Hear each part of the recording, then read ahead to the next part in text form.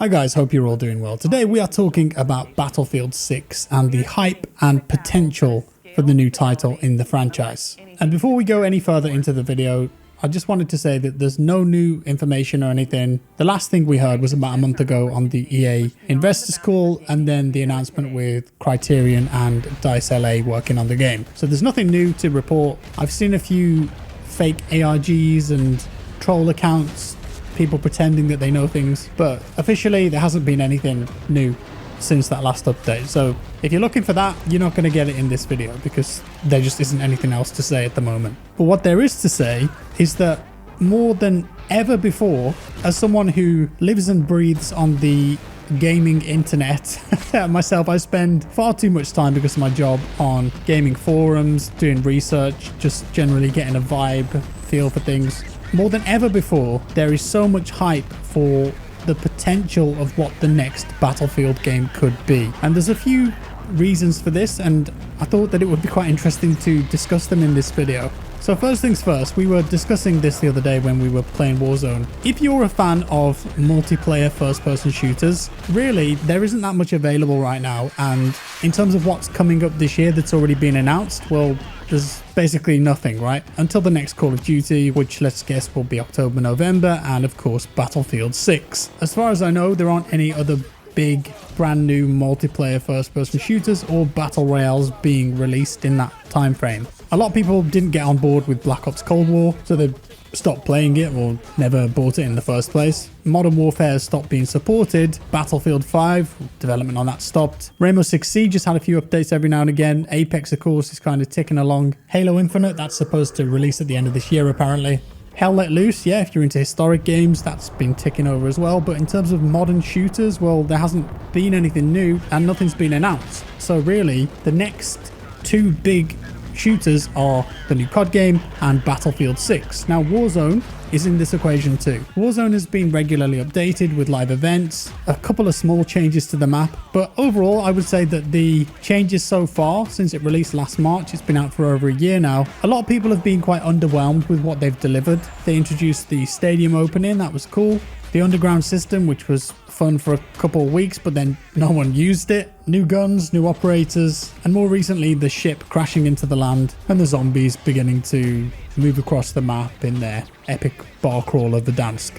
So overall, I think the live service for Warzone, apart from the Halloween event, which I thought was brilliant, that zombies mode was great fun, there hasn't really been any big or sweeping changes there. I'm talking about gameplay as well as map. There's rumors of a new map coming next month. Whether that's a completely new map or just a remake of Verdansk, we don't know yet, but I'm sure that will bring some excitement back to the game. But a lot of people have stopped playing Warzone. That's obvious to me, based on these comments that I'm reading, based on the state of the game generally. I know it's been pretty bad over the last 8 months or so with cheaters. They're doing a lot better recently, I have to say, but the implementation of the Cold War weapons has really screwed the balance of the game up, and right now the time to kill is incredibly quick, and that's just put a lot of players off who were playing the game, enjoying it. They've now left. And for the people left playing the game, the time to kill is so fast that everyone is playing really passively, holding in buildings, and it's not really that fun sandbox game that it was when it launched. Now it's just waiting building. If you try and cross from A to B, because of the time to kill and how fast these Cold War weapons are, you'll die incredibly quickly. So I know a lot of people have gone off Warzone. I do think there'll be a resurgence when the new map comes out though, but I'd love to see more gameplay changes there. My point is that those players who were enjoying Warzone, enjoying Modern Warfare, are now stuck with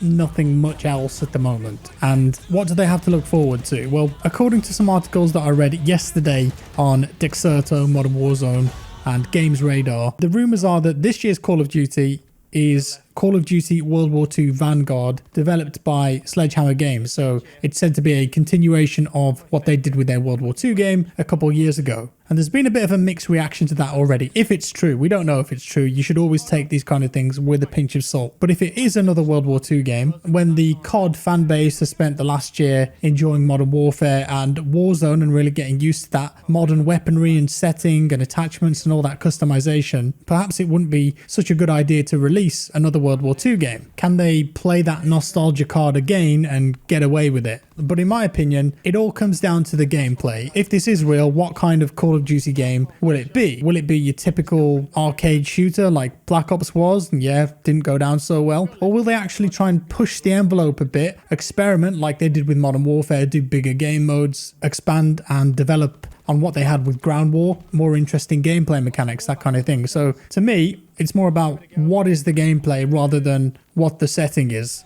But Modern Warfare stuff always goes down really well. And I reckon that one of the main reasons for that is the relatability. So you're playing with guns that you'll recognize, you're playing with vehicles that you might recognize, gadgets and gizmos that are cool today. Also, there's a lot of young people that play these games and maybe they don't know anything about World War II or they just don't care about it. They didn't live through that Band of Brothers, Saving Private Ryan, Call of Duty 1 and 2, Medal of Honor, Allied Assault, and all the other World War II clones that came out in the early 2000s. They haven't experienced that, so they just don't care about it. Now, the context of that is important because let's say that Battlefield are developing a modern game, and that's going up against a new COD World War II game. And we don't know the setting yet for the new Battlefield game, but we know that there's a huge demand for it. And if you look at the history of what DICE have recently released, they've done Battlefield 1, World War I game, Battlefield 5, World War II, and Star Wars Battlefront sci-fi. So I'd say that there's a good chance that the new game will be a modern day setting.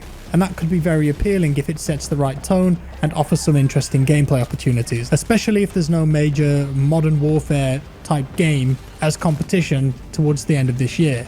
The game is supposed to be out holiday season 2021, right? So October, November this year. That means by the time that comes around, it will be 3 years since we had a new Battlefield game. And there are two things we can take away from that. The first one is that the fans of the franchise are just really eager to play a new Battlefield game, especially when BF5 was so divisive.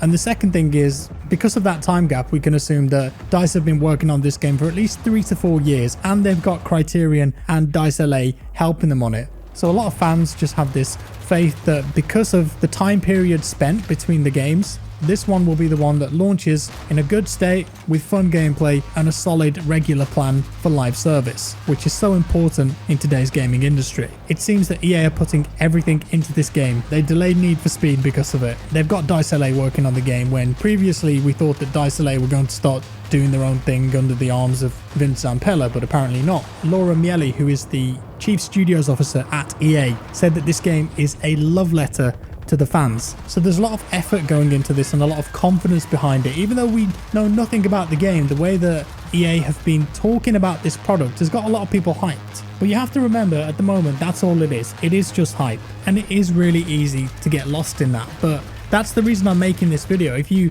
look on social media, there's a lot of people waiting for this game and just interested to see where DICE takes the franchise next. And I'm certain that the reveal is right around the corner. EA said spring, April and May. Makes the most sense. So probably not long to go before we'll have some actual solid information to go off. But with that said, that's all for today, folks. Let me know your thoughts down in the comments below. What are your expectations for the next Battlefield game, the next Call of Duty game? What are you playing at the moment? What are you looking forward to? Let me know down below. Thank you for watching, guys. I hope you enjoyed this. If you did, leave a like. If you didn't, a dislike. Subscribe for more, and I'll see you in the next one.